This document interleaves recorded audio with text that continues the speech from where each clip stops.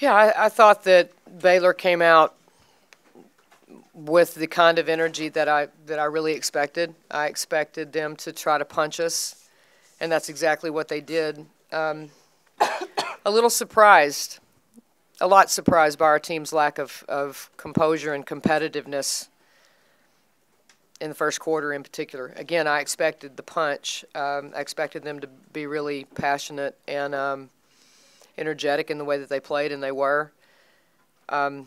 We let our offensive woes tonight, inability to make shots early, really dictate what we did on the defensive end. And, it was just a little bit of an old-fashioned butt kicking, to be honest with you. Question? Karen, when they get Christy Wallace scoring like she did, plus you've got the post and what they do inside. Yeah, I thought very early Christy was really aggressive, and we talked about her in transition, in preparation, but I just didn't think that we were attentive to detail early in the game. I mean, she scored 6 or 8 points in transition going downhill, and I mean you could tell that was a plan of theirs, definitely, to try to push the ball, and we didn't do a good job of stopping the ball. We did some things that were a little uncharacteristic of our team early, and then she got rolling and she had a great night. She was dictating this game from the jump. You think your team played scared? I didn't think. I mean, I don't think they played scared. I just didn't think they matched Baylor's passion and competitiveness. I mean, there's been a couple of times this year that we haven't done that, and this was by far our worst performance as far as I just want to say about simple things like competition. The 31% shooting, was that more Baylor defense or more just an off-night shooting? I think it had a lot to do with their defense. I thought it was pretty good. I thought they were very in tune with each other, really in good position all night long. They were in the gaps really well, and they definitely slowed down our penetration, and when that didn't happen, we weren't patient enough to move to the next options of the offense. Got stagnant. They looked like they were really in tune to personnel and all the things that you have to be defensively at this level. What made Baylor's bigs so hard to stop down low? They didn't do anything surprising at all. And I mean, I think that I didn't think we were terrible. Late in the game, I thought we got kind of terrible once we got dejected, but I didn't think we were terrible in the paint defensively. I mean, Wallace was terrific. I will say that much. She was absolutely terrific, and she controlled the game, again, from the jump and made a lot of plays for them that obviously helped the bigs out. She had a big game. Ariel, how would you describe the frustration y'all felt tonight? It is frustrating when you don't show up. Like Coach said, we got beat. They outworked us, had more energy. They played with passion. They were a team tonight, and we weren't. Why do you think that was? I mean, especially with you and Brooke are obviously veterans, not freshmen. So why do you think this happens? I don't have an answer. Coach, you guys you've played a tough schedule. How, in general, has this team responded? Because you have had some tough games. How's it responded when they haven't played as well as they wanted to? They've responded really well, and that's exactly what we talked about, Michelle, in the locker room, was you have to have a really short memory in league play, and what we don't want to do is let this loss turn into 2 and dwell on obviously we'll look at some point at what we should have done better and could do better, but I definitely think that we have to regroup pretty quickly. We have a really quick turnaround. For some reason, we play Saturday instead of Sunday.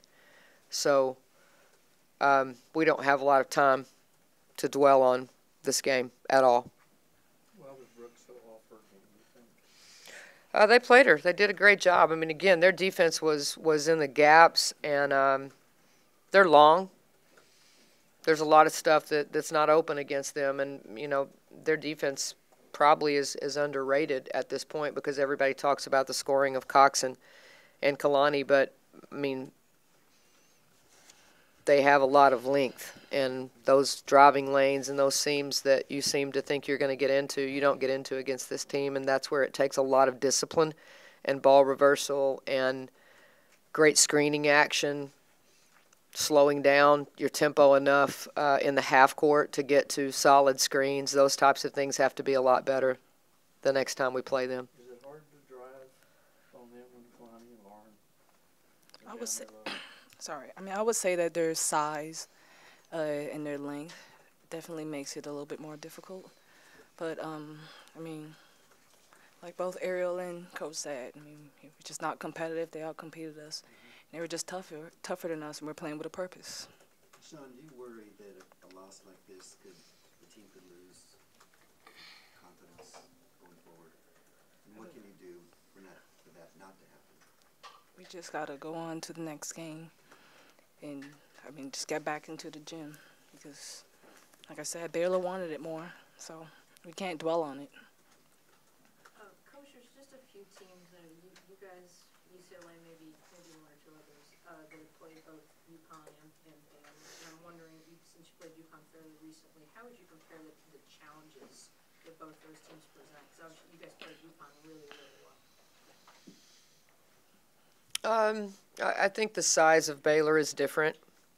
Again, UConn has lots of ways of mismatching you and creating a lot of mismatches on the offensive end and isolating you in different spots. And then, obviously, Baylor does the same thing. I mean, they isolate you.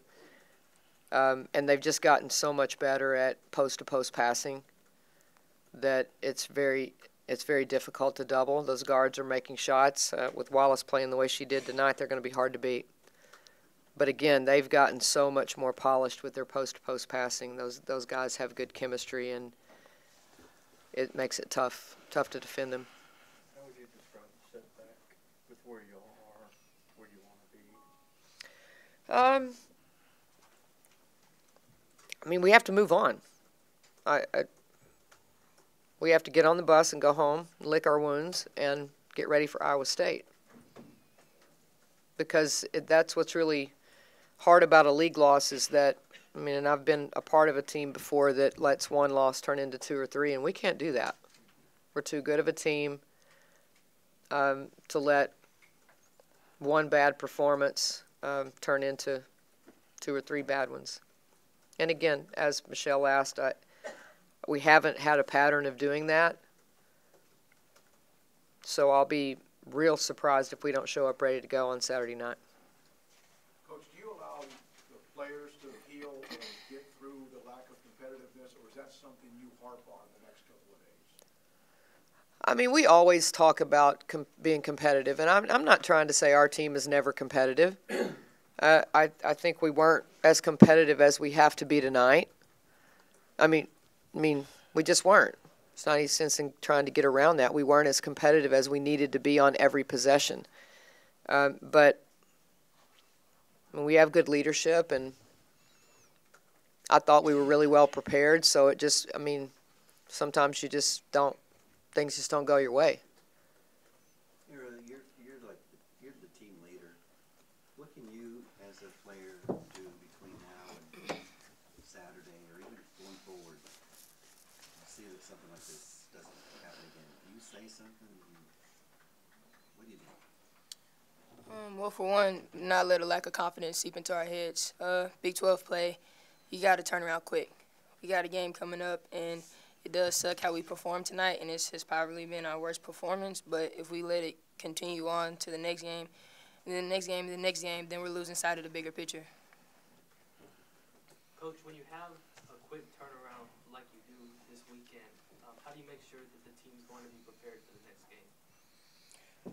Well, we get in the film room tomorrow at 2 o'clock and get busy with Iowa State. I mean, that we have to turn the page really quickly. And our coaches will have us prepared. We'll be ready to play. But tomorrow will be more of a mental day. We don't have. I mean, it's not one of those times where you can go in there and run them to death or, try to fix a competitive thing. They know. I mean, they're competitive players. I mean, they know that they didn't show up tonight, so to say, and I mean, we have to turn the page and get ready for Iowa State. Coach, we're here in Waco. I live in Houston, but I understand that in Austin this morning, I heard that Bob Cole, who's been on one of the most popular radio personalities for decades, said, for those of you out there that don't follow college women's basketball, he said, in my opinion, one of the greatest college sports rivalries is the Lady Longhorns versus the Lady Bears. And he said, if you don't watch any other women's basketball game this year, watch tonight. Maybe you could speak to that rivalry. Well, again, I think I said this a few days ago. It is a fun rivalry because of all the Texas connections and the recruiting that goes on in-state, nationwide. And again, it's a big conference game for both of us most years. And I think the fact that we did get a win last year made it a little more interesting and a little more competitive. But